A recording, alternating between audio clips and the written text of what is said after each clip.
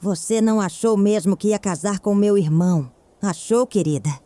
A voz da Larissa era puro veneno, pingando desprezo. A tesoura de costura, aquela de aço pesado da minha avó, brilhava na mão dela. Um segundo depois, o som. O rasgo seco do tule francês. O barulho oco das pérolas batendo no chão de mármore do provador. Meu vestido de noiva, o único legado da minha avó, a única coisa que eu teria dela no altar, estava em tiras. Destruído. Um dia antes do meu casamento. Eu me chamo Tatiana. Hoje, tenho 34 anos. Mas a Tati, de 28, que estava ali, de joelhos, tentando inutilmente juntar os pedaços de renda e sonho, essa Tati quase se desfez junto com aquele tecido. Eu ia me casar com o Diego. Pelo menos eu achava que ia. Diego era o homem que eu amava, um homem bom, gentil, mas com um defeito fatal. Ele era cego pela família. Especialmente pela Larissa, a irmã mais nova, a princesa intocável. Nós éramos de Jundiaí, mas de mundos diferentes. Eu cresci nos fundos de uma vila, criada por uma avó costureira, depois que meus pais se foram. Eles eram tradicionais da cidade, donos de uma frota de logística. Desde o primeiro oi no jantar de noivado, Larissa me etiquetou. Eu era o golpe do baú, a sem berço, a interesseira, que nunca seria boa o suficiente para o irmão dela. Aquele vestido não era luxo, era memória. Minha avó passou 6 meses bordando aquelas pérolas, mesmo com a vista cansada. Foi a última peça que ela terminou antes de falecer. Era o abraço dela que eu não teria ao entrar na igreja. E a Larissa, ela sabia disso. Ela esperou o momento em que eu estava sozinha na prova final. Ela planejou cada corte. Ele merece coisa melhor. Jogando a tesoura em cima dos retalhos. Eu fiquei ali, só de roupa íntima, tremendo de choque e humilhação. Aquele rasgo não foi só no vestido, foi na minha alma. O silêncio do provador era ensurdecedor. Eu não conseguia me mexer, apenas olhava para o estrago. Meu celular tocou. Era o Diego.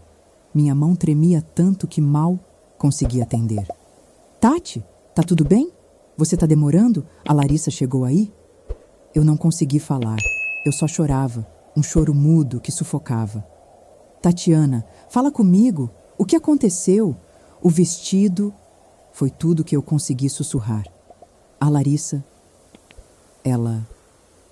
20 minutos depois, a porta da loja se abriu com violência. Diego entrou, pálido. Mas ele não estava sozinho. Larissa estava agarrada ao braço dele, já chorando com o rosto vermelho. Diego! Ela enlouqueceu!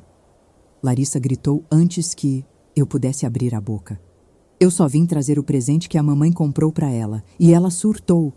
Começou a dizer que era pouco, que nossa família era mesquinha. Eu olhei para ele, meus olhos arregalados de incredulidade. O vestido destruído estava aos meus pés.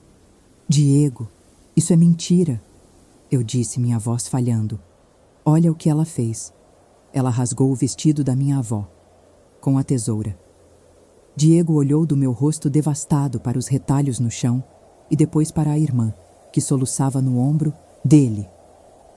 Larissa, isso é verdade? Não, ela gritou. Ela se trancou aí, disse que odiava tudo, que o casamento era um erro. Ela mesma rasgou Diego. Ela tá descontrolada. Eu esperei. Esperei que ele olhasse nos meus olhos e visse a verdade. Que ele conhecesse a mulher que ele ia desposar. Em vez disso, ele suspirou, um suspiro cansado, e passou a mão pelo rosto. Tati, pelo amor de Deus, é só um vestido. A gente compra outro. Pra que esse escândalo todo? É só um vestido. Aquelas palavras me atingiram mais forte que a tesoura. Ele não olhou para mim. Ele afagou o cabelo da irmã. Vem, Lari, vamos para casa. Você tá muito nervosa. Ele se virou para mim da porta. Tati, depois a gente resolve isso. Vê se esfria a cabeça. Ele foi embora. Ele a levou embora. E eu fiquei ali, sozinha, no meio dos restos do meu sonho. A humilhação era total. Eu não tinha perdido só um vestido. Eu tinha perdido o homem que eu amava. Eu nem sei como saí daquela loja.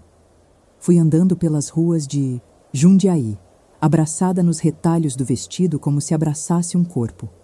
A chuva fina começou a cair, misturando-se às minhas lágrimas.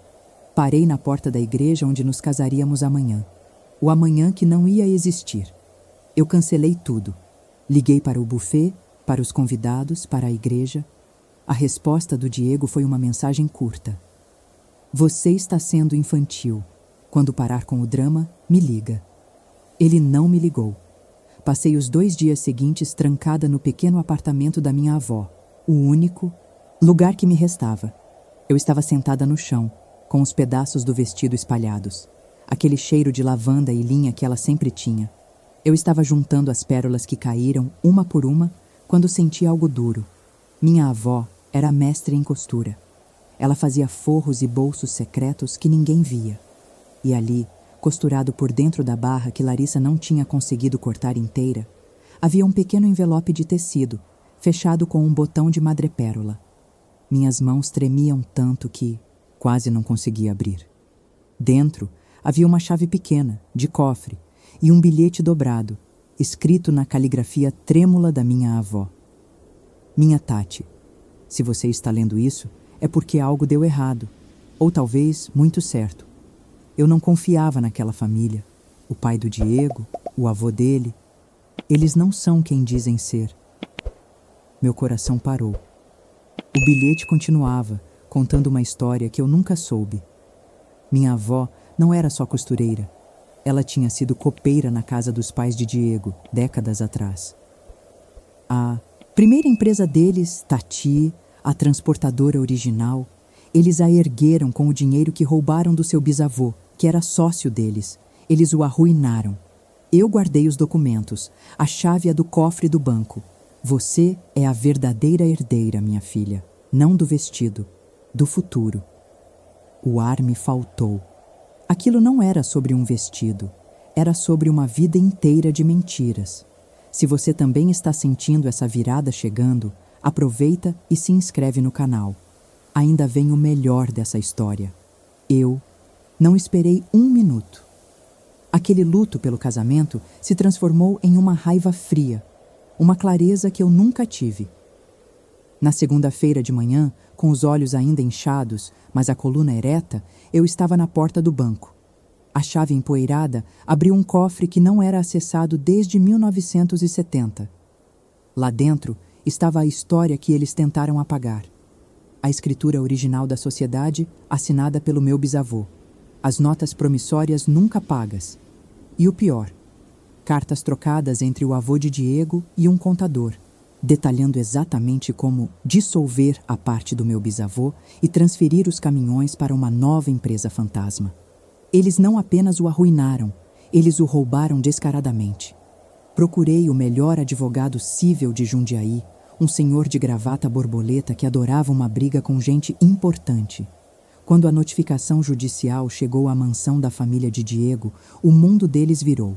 A família tradicional estava sendo processada por fraude, estelionato e enriquecimento ilícito.